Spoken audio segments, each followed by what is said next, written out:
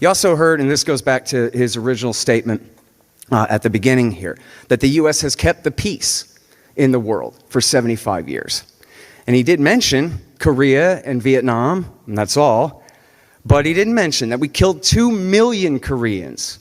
Somewhere between 3 and 5 million. Nobody really knows how many Vietnamese, Laotians, and Cambodians were killed.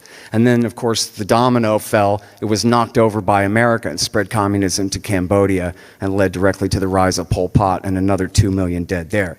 He didn't count the million dead Iraqis or the million dead, and I got to talk about Obama's intervention in Syria. He didn't talk about the million dead Iraqis, the 500,000 dead Syrians and Pakistanis and Afghans and Libyans and now Yemenis, where at the very minimum, 250,000 people have been killed. Certainly in the war in Somalia, which helped lead to the famine of 2011 through 13, something like 250,000 people died in that famine, most of them children under the age of 5, just like who's dying of cholera in the war in Yemen, inflicted by the Americans and their allies who bombed the hospitals, bombed the water and the sewage and the electricity and all of the means of civilian support there in that country.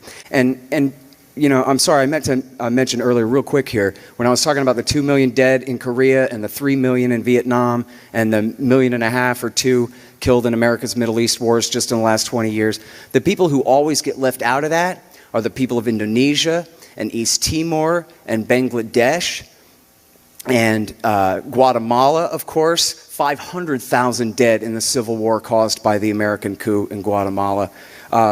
And of course El Salvador and Nicaragua, all throughout the Middle East. And these are essentially massacres and pseudo-genocides, even in some cases, perpetrated by American puppets, American compliant governments, governments protected by the United States. He always says, not just tonight, but always, America has kept the peace for 75 years. Are only white lives important? Does it only matter that Russia hasn't fought Germany again? And these other people's lives just don't count? The USA has killed a Holocaust worth of civilians. Okay, let's summarize it there, Scott. In the last 75 years.